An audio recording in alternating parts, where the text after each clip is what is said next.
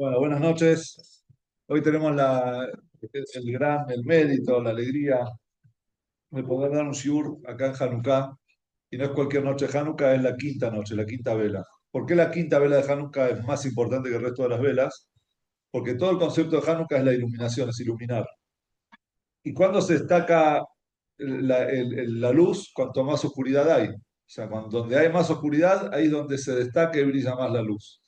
El único día de todo Hanukkah, de los 8 días de Hanukkah, que nunca puede caer en Shabbat, es esta noche, la quinta noche, la quinta vela de Hanukkah. Todo el resto de los días pueden caer alguna vez en Shabbat, menos la quinta vela.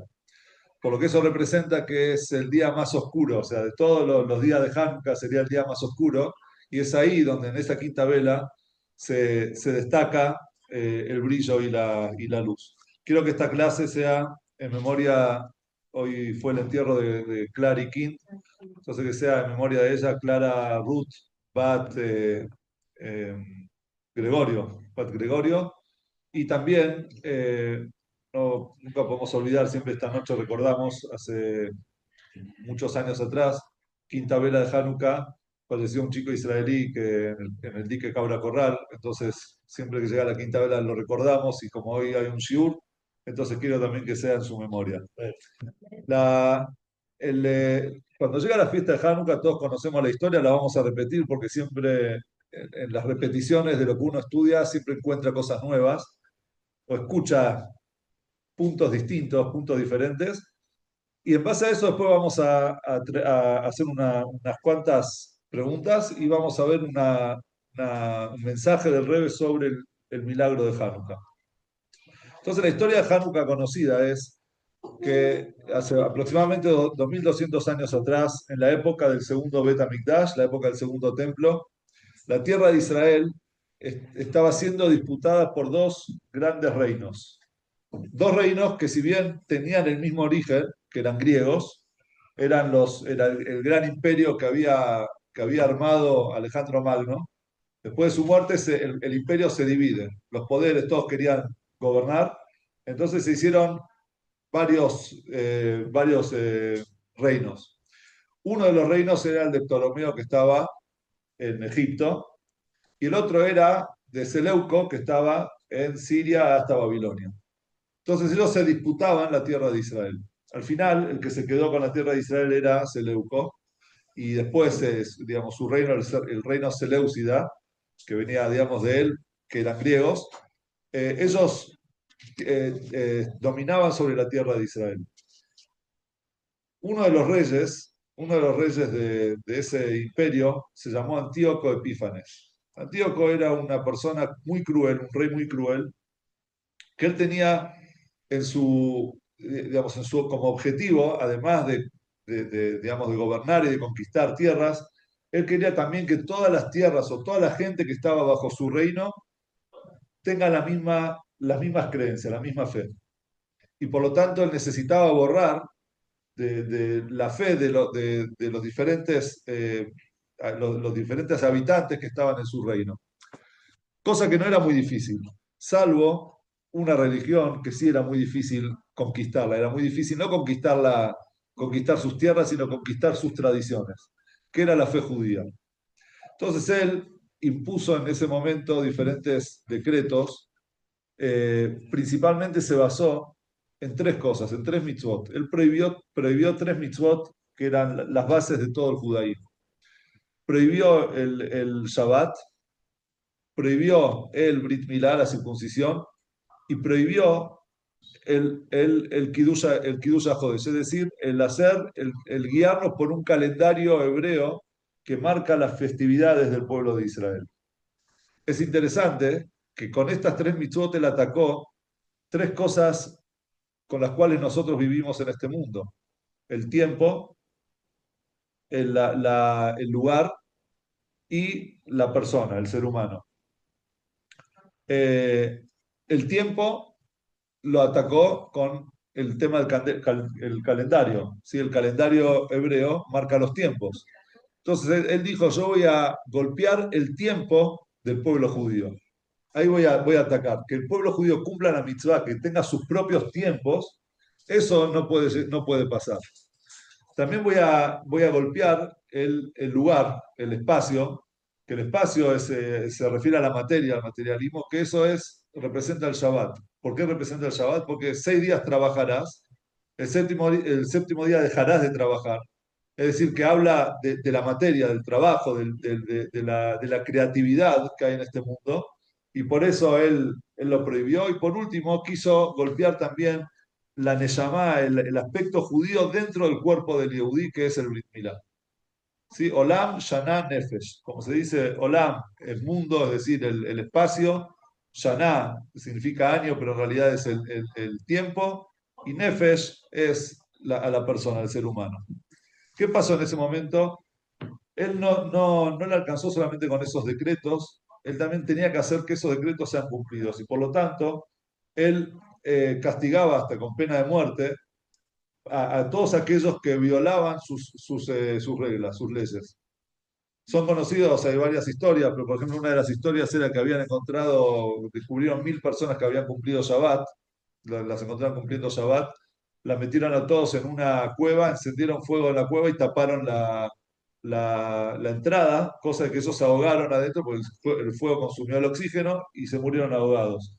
O mujeres que habían hecho Brit Milá a sus hijos, entonces las llevaban y las arrastraban por toda la ciudad, así hasta que los mataban. Y la más famosa de todas las historias es la historia de Haná y los 7 hijos. No sé si alguna vez la escucharon. Había una mujer que se llamaba Hannah, tenía 7 hijos, y vino Antíoco, les ordenó, los mandó a llamar y le ordenó al mayor de ellos, le dijo que se arrodille frente a un cerdo. Entonces él le dijo, no, yo al único que me arrodillo es al Dios de Israel. Entonces le dijo, pero eso te va a costar tu vida. Vos vas a hacer acá delante de todos tus hermanos, mirá que vas a morir. Y él dijo, no me importa, mi judaísmo, mi fe en Dios no la voy a violar. Y lo mató. Y después, al segundo, al tercero, al cuarto, hasta que el último de todos, frente a su madre, al último de todos, bueno, hasta que al último de los chicos, él le dijo, le, le pidió, por favor, le suplicó, ya, digamos, estaba realmente conmovido hasta Antíoco, que 6 habían dejado sus vidas por una fe, por la fe en Dios, y él no había logrado quebrar a unos chicos, a unos niños, la fe de unos niños. Entonces le dijo, escúchame, te voy a tirar un anillo al piso, hacete como si fuera que te estás agachando para el anillo, no importa que la gente vea que la imagen va a quedar como que vos te arrodillaste, pero en realidad vos no te arrodillaste y te vas a salvar la vida. Entonces le dijo, no, dice, ni siquiera voy a permitir que alguien piense que yo eh, violó la orden de Dios. Y terminó matando a todos los hijos. Y en ese momento, antes de que la mate también a la madre, a Haná, Haná le dijo a Abraham, le hizo un rezo a Abraham Avinu, le dijo, Abraham, Dios te pidió a vos que sacrifiques un solo hijo y al final no lo sacrificaste. A mí me pidió, yo acabo de sacrificar 7 hijos por la fe en Dios. Por favor, pedile a Dios que con esta fe, con esta fuerza, esta convicción que mostraron mis hijos, que Hashem salve a nuestro pueblo. Muchos dicen que ese fue el comienzo, ahí fue la llave de la salvación del pueblo de Israel. Estaba ligado, directamente ligada a esta historia de Haná y los 7 hijos. Ese era Antíoco Epifanes.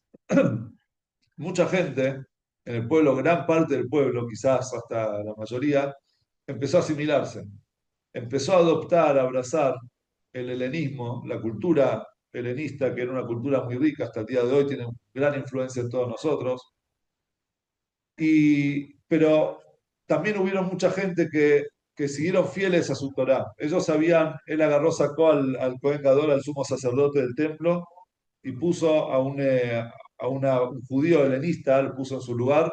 Ese judío agarró el altar, puso ahí sobre el altar, puso un cerdo, lo ofrendó como ofrenda para Dios, para los dioses, y empezaron a hacer también, adorar a los dioses helenistas, a los dioses griegos, y así se profanó el templo y la vida judía en el lugar era cada vez más difícil de llevar a cabo. Hasta que una vez, en la ciudad de Modín, nace toda la revuelta, toda la rebelión en contra de los griegos. ¿Qué pasó en la ciudad de Modín? Había un grupo, uno de los batallones de los griegos, estaba en la ciudad de Modín y puso un altar con un cerdo encima y mandaron a llamar a Matitiau Cohen Gadol. Matitiau era el sumo sacerdote en ese momento, destituido. Lo mandó a llamar y le dijo, Matitiau, vos, Cohen Gadol, vas a tener que ofrendar, hacer el sacrificio de un cerdo. Entonces Matitiau le dijo, de ninguna manera. Acá no se va a ofrendar un cerdo en la tierra de Dios. Por lo menos yo no lo voy a hacer. Y empezó, toda la gente se empezó a reunir, hasta que en eso sale un judío helenista que se había helenizado y dijo, ¿sabes qué, Matitiau? Yo lo voy a hacer. Y fue ahí a sacrificar, a ofrendar este cerdo, y Matitiau lo agarró, se impuso, o sea, se impuso frente a él, lo mató, y también se levantaron ahí los hijos de Matitiau y junto con Matitiau terminaron de matar a todos los soldados griegos que estaban en el lugar. Y a partir de ese momento, ya era una muestra de guerra, ya habían atacado a los griegos, a los batallones griegos. Entonces Matitiau sale con el famoso dicho que después les dio a ellos el nombre de Maccabim, es mi camoja Baelim Hashem, todos aquellos que son celosos por la honra, por el honor de Dios, que vengan conmigo, que se unan a mí. Mil Hashem Elai, todo aquel que quiere ir con Dios, que se una conmigo. Me equivoqué antes, lo de Maccabí era mi camoja Baelim Hashem, estaban los escudos, ¿quién es como vos? Dios, digamos, el único Dios. Y Mila Yemelay era lo que le había dicho, empezó a llamar a toda la gente, Mila Yemelay, todos aquellos que quieren hacer una lucha por Dios, entonces que se acerquen y que vengan conmigo. Ellos reunieron un batallón de más o menos una guerrilla de 4.000 personas, 4.000 soldados, cuando Antíoco mandó de sus mejores soldados 50.000.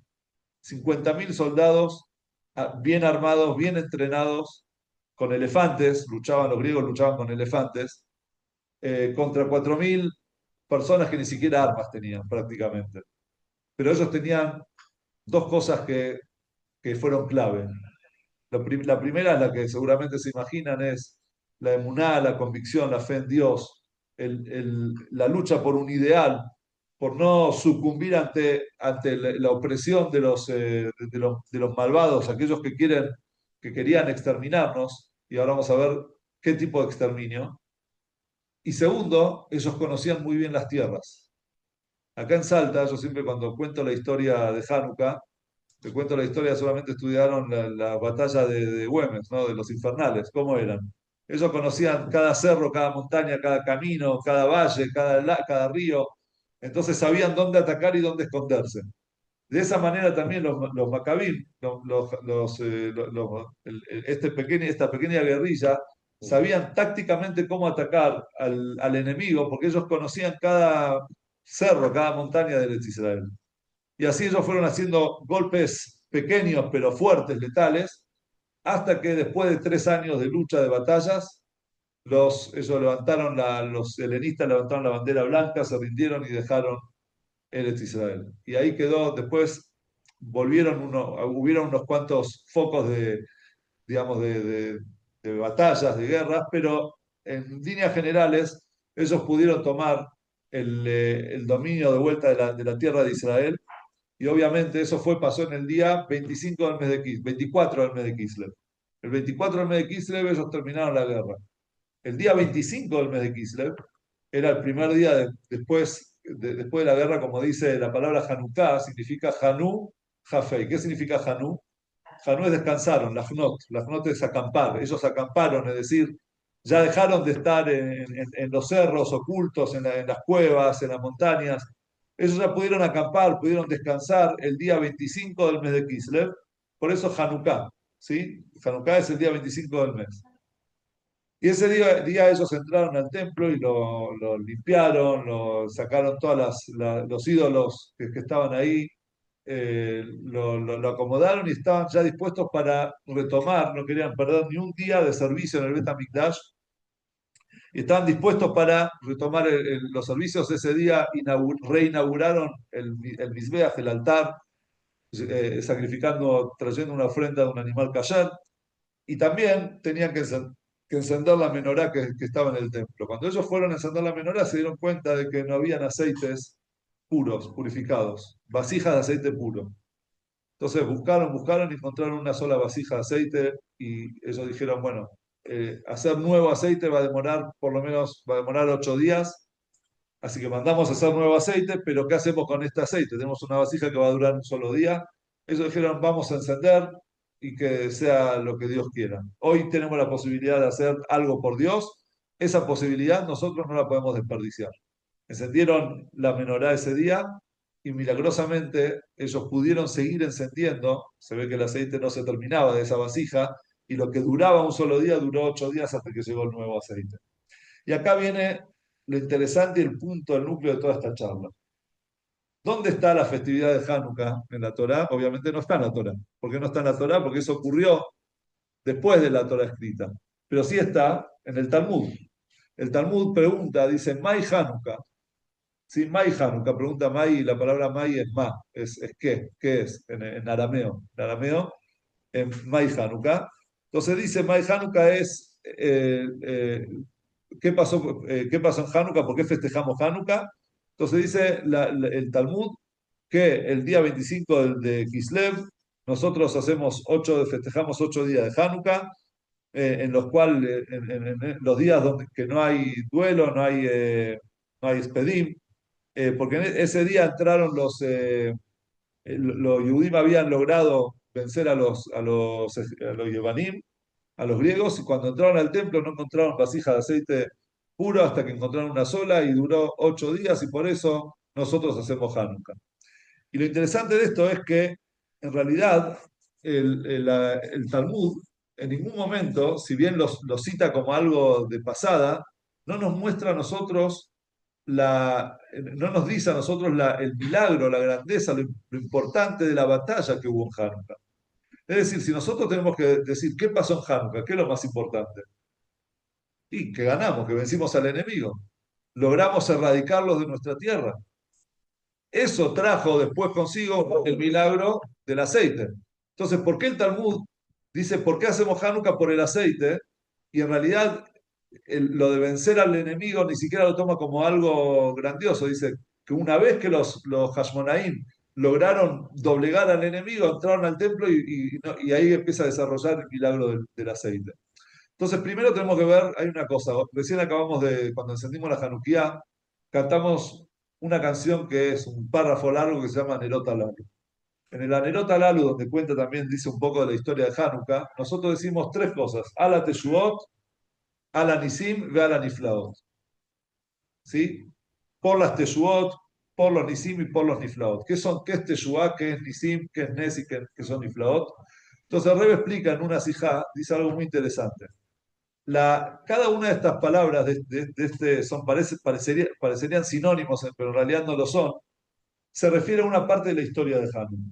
La palabra Teshuvah significa salvación, por las salvaciones que nos dio Dios a nosotros. Una salvación no siempre es milagrosa. Una salvación puede ser algo natural también. Dios nos salvó, naturalmente nos salvó. Hace referencia a qué?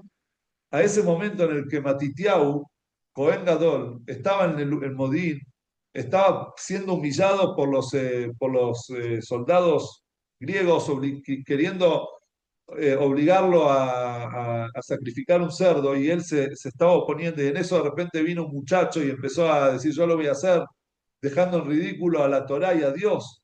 Entonces vino Matitiau junto con sus hijos se levantaron y vencieron, fue ese primer foco de lucha, de batalla en contra de los soldados griegos. Pero los soldados griegos que estaban ahí no eran un montón.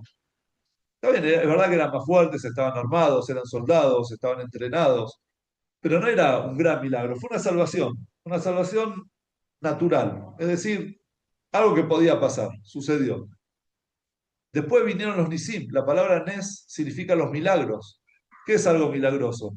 Algo milagroso es algo inesperado, algo que uno en realidad no debería pasar, naturalmente no debería pasar, pero milagrosamente sucedió. Por ejemplo, la batalla de los pocos y los débiles con muchos y fuertes, poderosos, y Evanim. Los griegos que venían bien armados y eran muchos en cantidad, superaban en calidad, superaban en poder a los Hashmonaim, y eso no o sea, por lógica no deberían haber vencido, y ocurrió un milagro, y ellos vencieron a los Yevanim. Ahora, este milagro, es verdad que es un milagro, pero es un milagro que está dentro de la naturaleza. Es decir, la lucha fue lucha. Ellos lucharon, cuerpo contra cuerpo, espada con espada.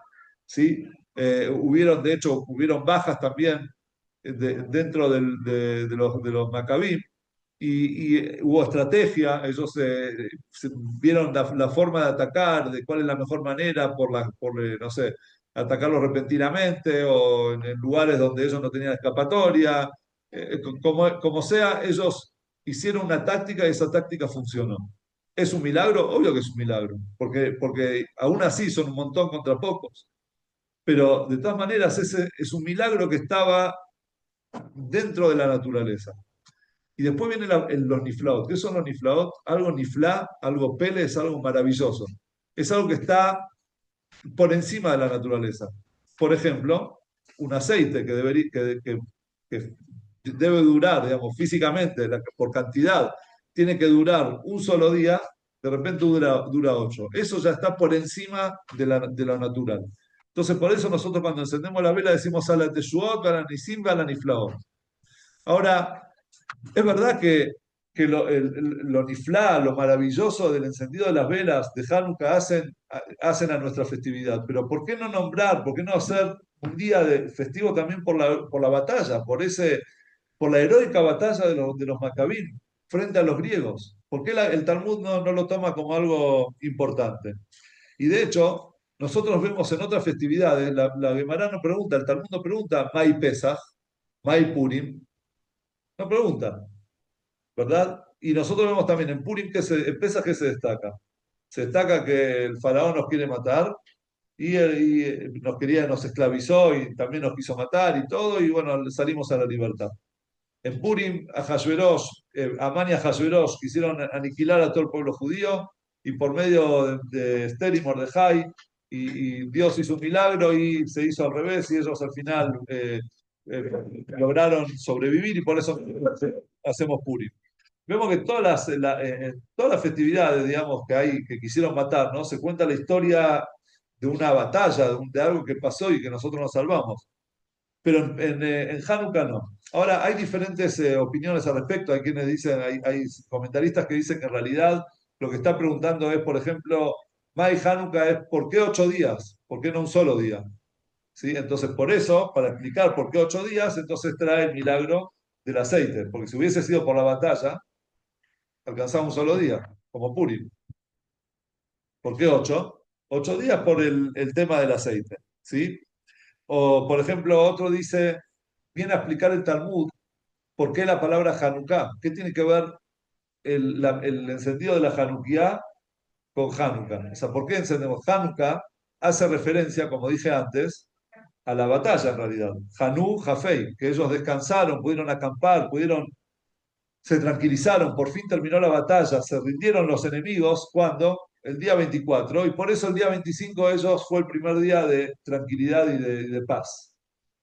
Entonces viene el Talmud y pregunta, entonces, ¿por qué encendemos la Hanukkah? May Hanukkah. Entonces, ¿por qué todas las tradiciones, la mitzvah de Hanukkah? Entonces, para eso viene y explica el Talmud que hubo el milagro del aceite. Pero en realidad, si nosotros nos guiamos por Rashi, que es el comentarista principal central de la Torá el que se enfoca en lo literal del texto, Rashi pregunta, dice, Aleisen es kabua.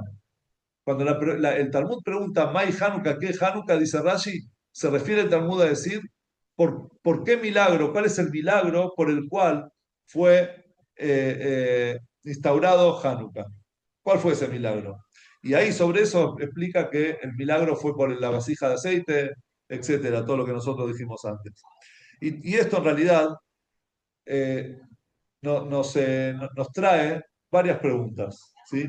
La primera pregunta es, ¿por qué no hay una mitzvah? Si bien el Maimónides dice que sí hay una pequeña costumbre, una mitzvah o algo así de comer, Pero en general nosotros no vemos como en Purim, por ejemplo, que hay Seudat Purim, el banquete, la comida de Purim.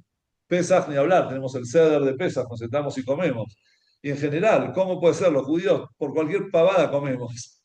Todos lo festejamos con comida, siempre con mesas y festivas. Ahora es verdad que en Hanukkah hacemos están los latkes, los sufganiot, y el pueblo judío y puso como una costumbre juntarse en Hanukkah, encender la Hanukkah y comer cosas con aceite para recordar el aceite. Pero no es algo básico dentro de Hanukkah. De hecho, Hanukkah es más días de alabanzas a Dios, donde se dice Alel, donde en el rezo alabamos a Dios por el milagro de Hanukkah y el encendido de las velas. ¿Dónde está la comida? ¿Dónde está lo físico? Lo que nos hace crecer, no solamente espiritualmente, también físicamente. Después vinieron las sufganiot y nos hicieron crecer físicamente, pero no como una obligación, ¿sí? Eh, el motivo es, entendemos, de esto es que en realidad si el festejo no es físico, significa que en realidad la salvación y el milagro tampoco fue un milagro físico. ¿Sí? Por eso está la relación con el aceite. Ahora, en Hanukkah, cuando nosotros leemos la historia de Hanukkah, vemos que Hanukkah también repercutió en el físico del Yehudi. Hubo una batalla y aquellos que cumplían Shabbat, cumplían Kasher, perdón, Kasher, Shabbat, Brit Milá, podían ser asesinados. Entonces quiere decir que hubo también una persecución al cuerpo del Yehudi. Eso es una pregunta. Y otra pregunta es, ¿por qué está escrito en el Talmud? Antes no lo dice, lo voy a decir ahora.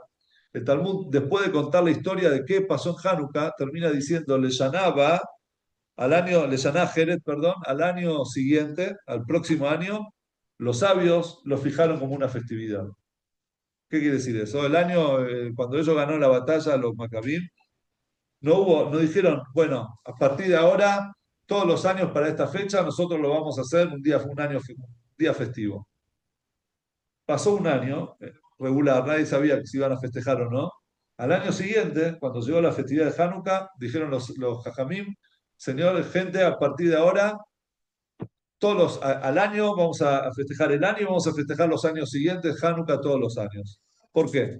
¿Por qué no lo festejaron desde el primer momento, así como hizo Dios cuando nos sacó de Egipto? Apenas salimos de Egipto, Dios le dijo a Moshe, a partir de ahora, todos los años en esta fecha van a festejar ustedes el ser de Pesaj. ¿Sí? Eh, entonces, hasta ahora hicimos preguntas sobre nosotros, sobre los judíos, sobre la festividad. También vamos a hacer preguntas sobre los griegos. Primera pregunta es, ¿qué querían de nosotros? ¿Cuál era el objetivo de los griegos? Qué era lo que ellos querían? ¿Y por qué pregunto esto? Porque los griegos amaban la sabiduría, ellos amaban la cultura. No era gente no eran eh, gente bruta, gente que lo único que quería era vandalismo, no, era gente muy culta, era gente que al contrario, ellos hacían del culto, así, de la cultura, hacían todo digamos, una adoración de la cultura. Entonces, ¿qué querían de nosotros? Si ellos mismos tradujeron la Torá al griego, los mismos griegos tradujeron la Torá al griego. Quiere decir que ellos también les gustaba la sabiduría del pueblo de Israel. Y también hay datos de que pensadores, filósofos griegos que tenían charlas y discusiones con judíos para nutrirse de la sabiduría de los judíos. Era un intercambio filosófico de Torá y de helenismo. Entonces, ¿qué es lo que realmente querían de nosotros? ¿Por qué nos prohibieron esas cosas? Segundo, vamos a citar un midrash que dice lo siguiente. Eh, bueno, no voy a citar todo el midrash, no voy a leer todo el midrash que habla de los 4 exilios, o sea, 4 momentos en los que el pueblo judío estuvo bajo dominio externo, pero en uno en el que habla de los griegos, está escrito, dice que la oscuridad de esa época era que vinieron los griegos y los obligaron a los judíos a escribir palabras de herejía sobre un cuerno de un toro. Agarrar el cuerno de un toro y escribir ahí, poner ahí las palabras que no tenemos nada que ver con el Dios de Israel. ¿Por qué en un cuerno de un toro? ¿Qué tiene que ver un toro, un cuerno? Sí, que no hay, no tenemos nada con no tenemos relación con el Dios de Israel. ¿Cuál es la idea? ¿Qué hay detrás de todo esto?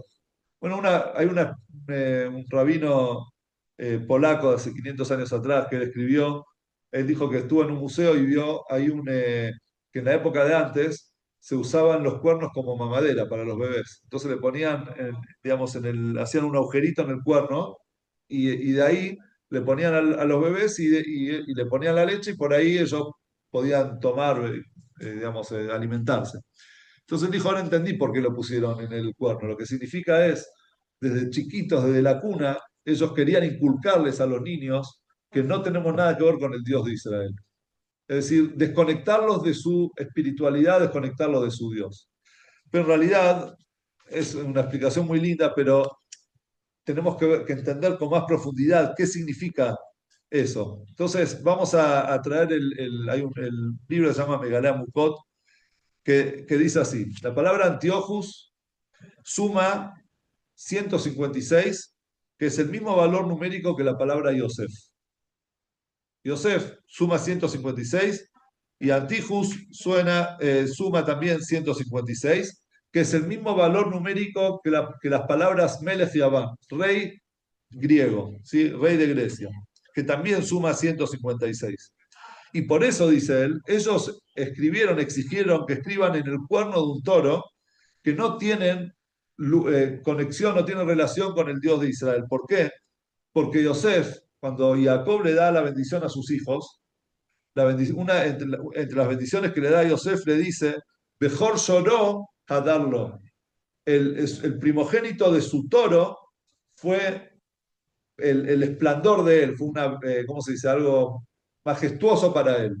¿A quién se refiere? ¿A quién digamos, de quién es quién era el primogénito del toro? El toro era Yosef, y su primogénito, que era Efraín, en realidad Menashe, pero Jacob había cambiado de sus manos, y de Efraín salió Yoshua Binún, que Yoshua Binún tenía la fuerza y él luchó por el pueblo de Israel, y Yoshua era el sucesor de Moshe, el que conquistó la tierra de Israel para cuando el pueblo judío entró a Eretz Israel por primera vez, él tenía la fuerza de un toro. Entonces quiere decir que en realidad el toro se refiere a Yosef. Eso es lo que trae, es un poco, la palabra megalea mukot significa revela cosas profundas. Así lo llamó a su libro. Son todas cosas cabalísticas, numerología, etc.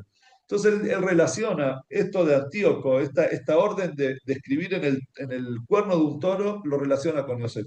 ¿Qué tiene que ver Yosef en todo esto? Entonces, explica Megalá Mukot que en realidad lo que ellos querían borrar era la shkafá, la perspectiva de Yosef. Lo que él quería borrar del pueblo de Israel era la esencia de Yosef, lo que significaba Yosef y lo que nos transmitió Yosef a todos nosotros. Y ahora enseguida lo vamos a ver. Y al final, otra pregunta que vamos a hacer también sobre los Yevanim es, ¿qué querían ellos con el aceite? O sea, está bien, hasta ahora habíamos preguntado cuáles eran las preguntas. Primero, ¿qué querían de nosotros si ellos mismos también les gustaba la filosofía, digamos? También estudiaban Torah. Entonces, ¿qué querían atacar? ¿Cuál era el objetivo de ellos? Segunda pregunta era, ¿qué era eso del cuerno? Viste que hacer escribir en un cuerno no tengo nada que ver con Dios de Israel. Y tercero, ¿qué tiene que ver? ¿Por qué cuando ellos atacan los aceites, qué hacen? ¿Qué dice el versículo? Dice, impurificaron los aceites. Impurificar un aceite no es romper un aceite, no es derramar el aceite, es impurificarlo. ¿Qué era la impurificación? El aceite, las vasijas tenían un sello, como esta que tenemos acá atrás, por ejemplo. ¿Sí? Digamos que esta era la vasija de aceite. En la tapa estaba sellada con el sello del sumo sacerdote. Es decir, el aceite tenía el sello kosher. ¿Vieron que las cosas tienen sello kosher? Que dicen que esto es kosher. Bueno, el sello kosher para el aceite era el sello del sumo sacerdote. Si cuando iban a usar el aceite en el templo para encender la menorá, agarraban una vasija que no tenía el sello del sumo sacerdote, ese aceite era impuro, no lo podían usar. ¿Qué hicieron los griegos? No tiraron las vasijas al piso y las rompieron todas. Simplemente sacaron la tapa, le sacaron el sello del sumo sacerdote y con eso impurificaron los aceites.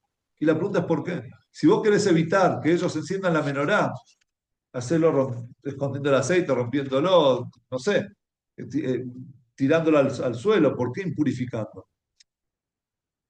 Todas estas cosas nos llevan a nosotros a entender que en realidad la lucha y la batalla de los griegos con el pueblo judío no era una batalla común, era una batalla que hasta ese momento nunca había pasado algo similar y que a partir de ese momento es la batalla de todos nosotros, que fue la primera batalla religiosa que hubo en la historia. ¿Qué quiere decir la batalla religiosa?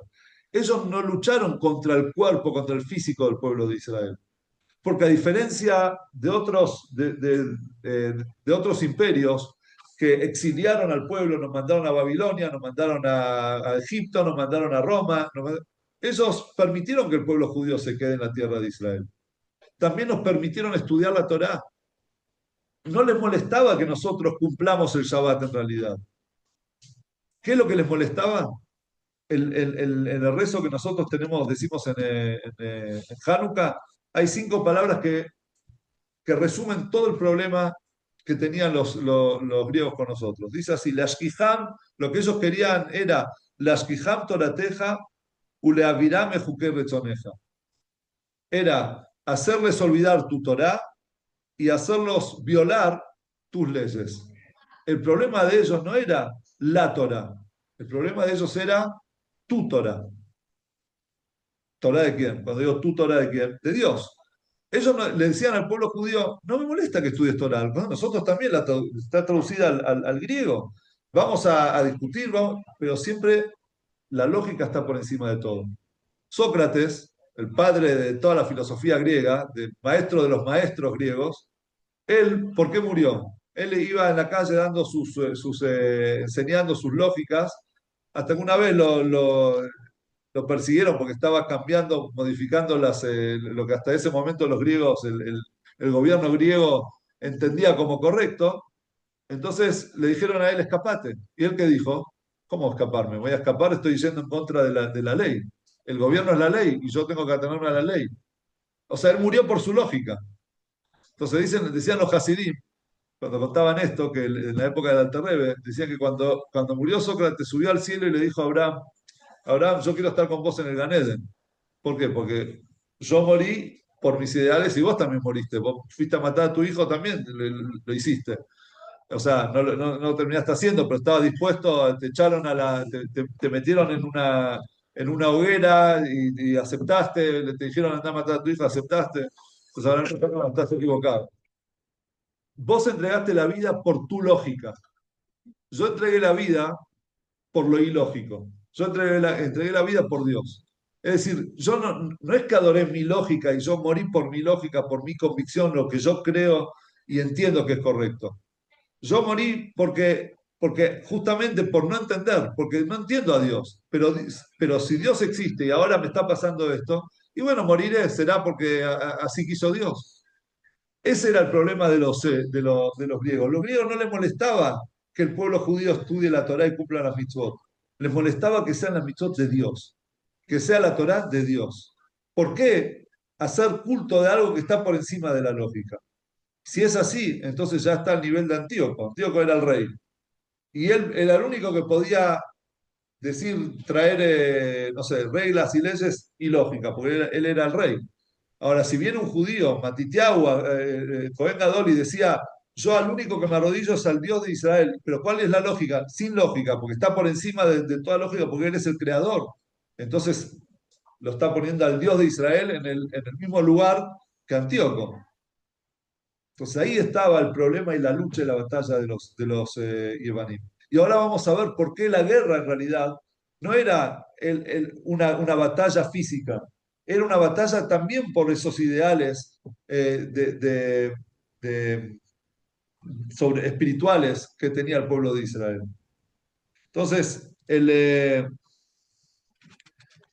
mientras, mientras ellos adoraban al físico y adoraban a la mente humana y a la lógica humana, o sea, ellos hacían o sea, hacían idolatría de qué? De la persona, del ser humano. O sea, decir, de la lógica, de la sabiduría. Pero para el pueblo de Israel, la sabiduría es una de las tantas herramientas que Dios nos dio para usar y para poder servirlo a Él, servir a Dios en este mundo. Entonces la sabiduría tiene que ser como, es la base, digamos, tiene que ayudar, tiene que empujar a la emuná y a la fe, no contradecir a la fe. Desde el momento que la lógica humana contradice la fe, obviamente que la fe va a persistir. ¿Por qué? Porque nosotros, ¿qué somos nosotros para entender a Dios? Si nosotros entenderíamos a Dios, seríamos dioses. Justamente Dios es Dios porque no lo entendemos, porque Él está por encima de nosotros, ni siquiera no hay ni comparación uno con el otro.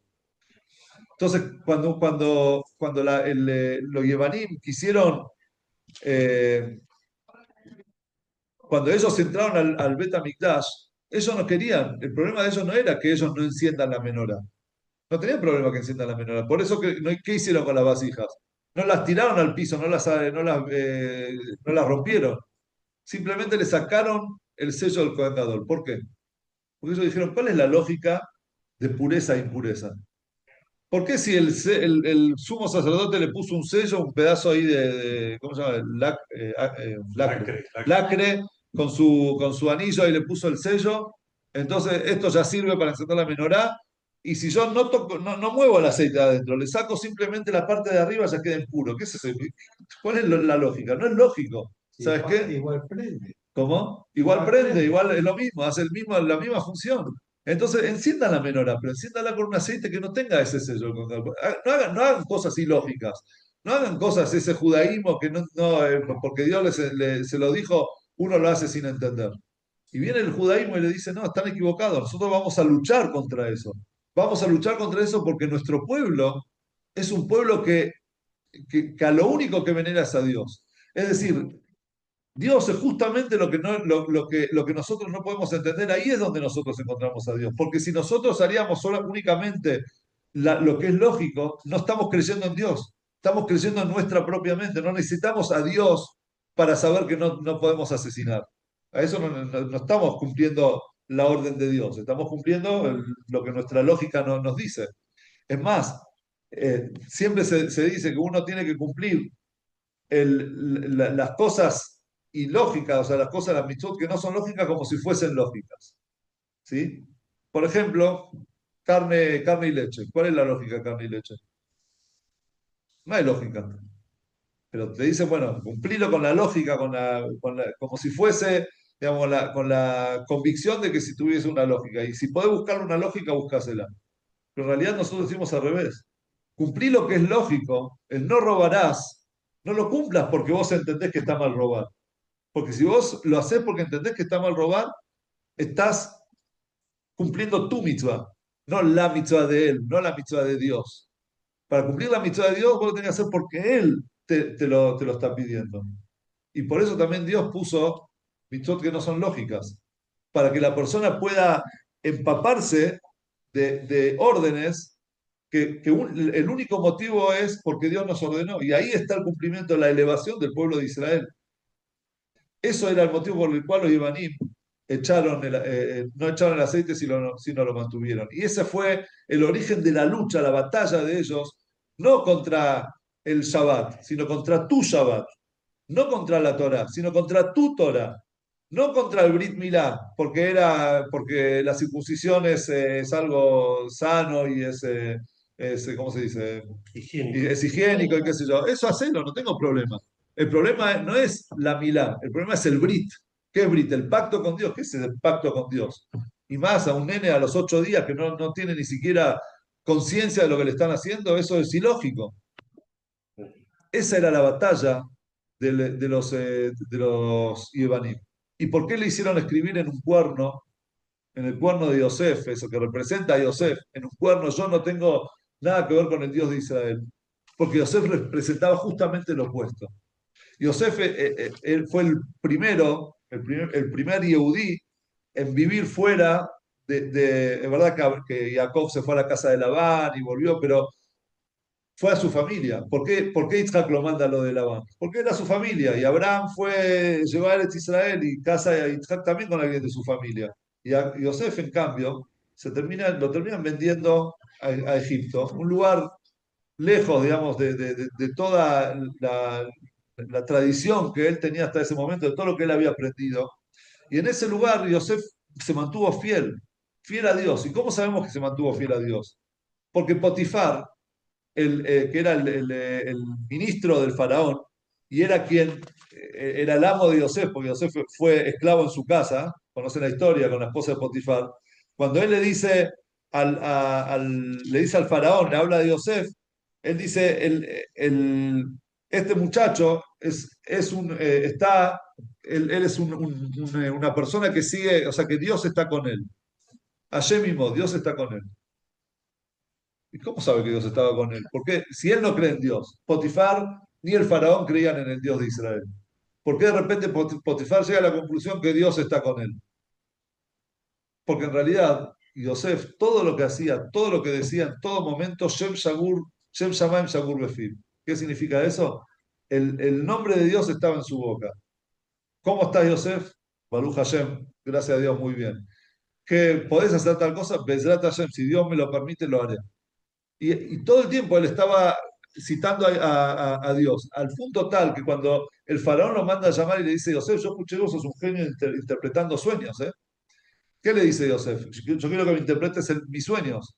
Yosef le dice, Biladai, yo no tengo, yo no soy nada. Elohim y Anet Paró. Dios es el que va a interpretar tu sueño. Y lo mismo también él le dijo a los ministros. Dios, lo que Dios me ilumine, lo que Dios interprete, yo se los voy a decir.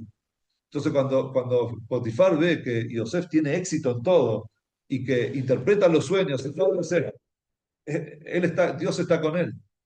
Porque Yosef no va por la lógica. Yosef no se guía por lo que él cree, considera, le dice, mira, yo voy a pensar tu sueño significa, porque mi lógica me dice, yo no tengo lógica. Mi lógica es la lógica divina. Si Dios quiere de esta manera, eso es lo lógico. Lo único lógico que existe es lo que Dios quiere. Ah, pero el ser humano no lo entiende. Problema del ser humano. Problema de la persona. Pero Dios es la única verdad que existe en el mundo.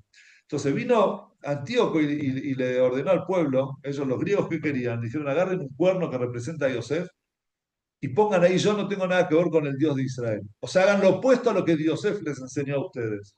No sean como Yosef Atzadik, que lo tiene a Dios por encima de toda su lógica.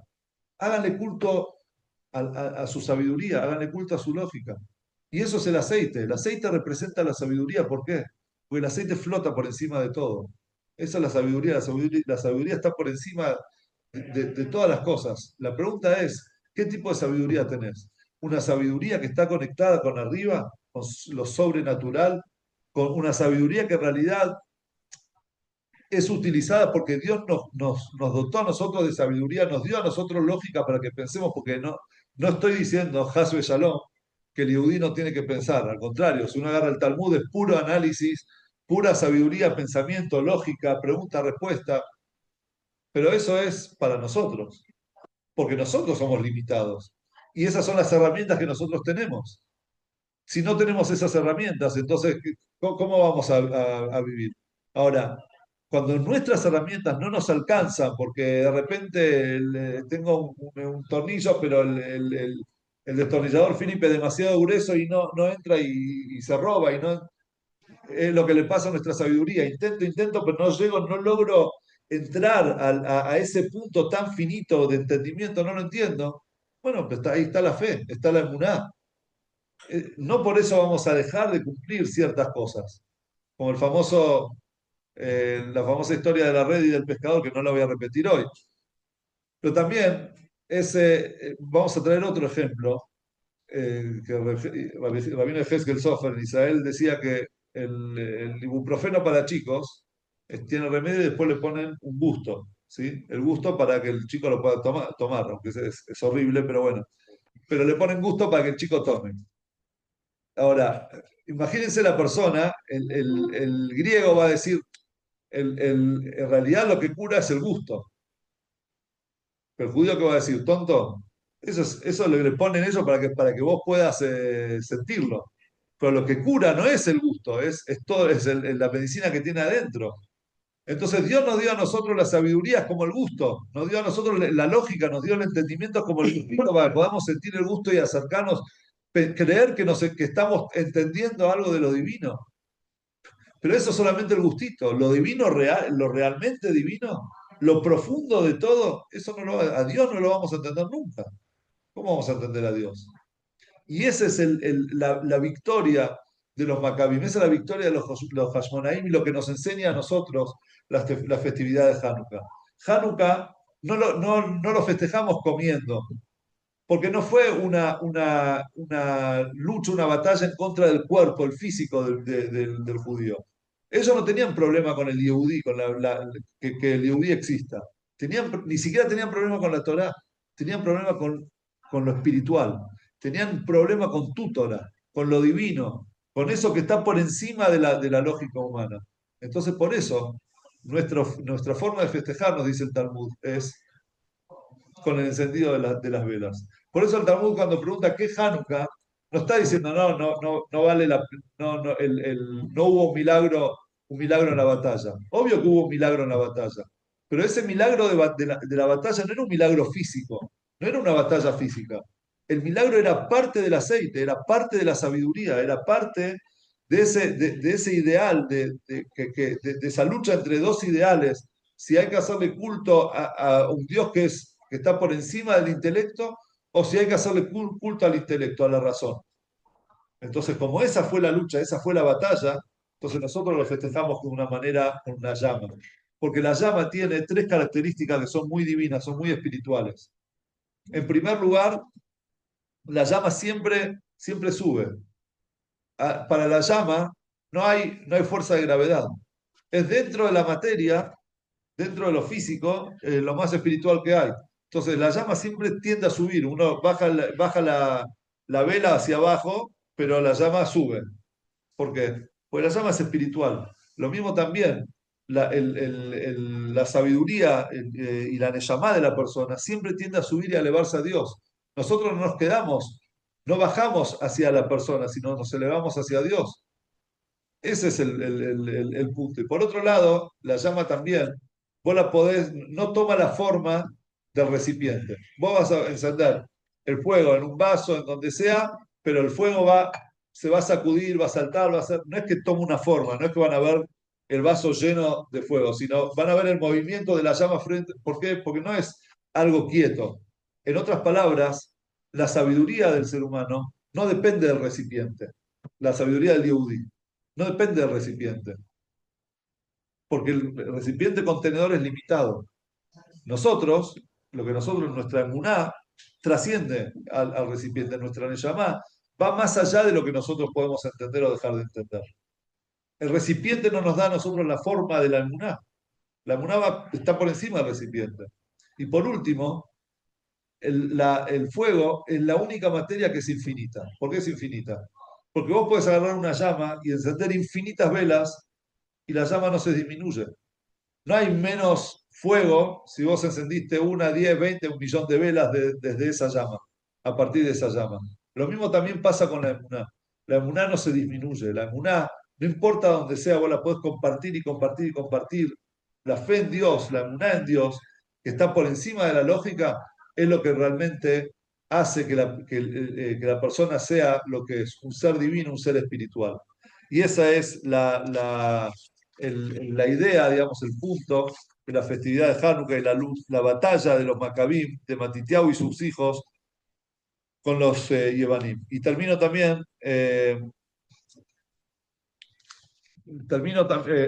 con justo hablábamos ayer, veíamos el video de la historia de Hanukkah, y como está hecho con inteligencia artificial, entonces mostraron a los judíos de esa época con kippah.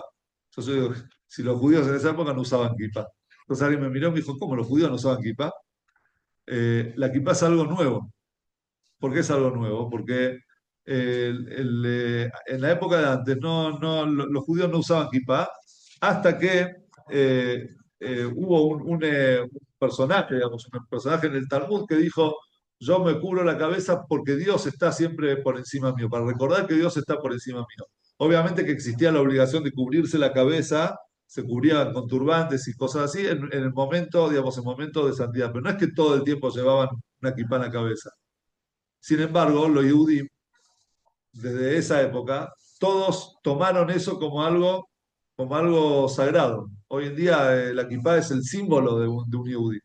Y vos decís, pero ¿por qué? Si la kippah es más nuevo, hay cosas mucho más simbólicas. Porque en realidad eso también muestra la esencia del Yehudi. ¿Qué significa la kippah? Que hay cosas que Dios está por encima de nosotros. No somos, nuestra lógica no es la última palabra. La última palabra es Dios. Es Dios. Eso es el mensaje de Hanukkah, es el mensaje de la Kipá. Hanukkah Sameach.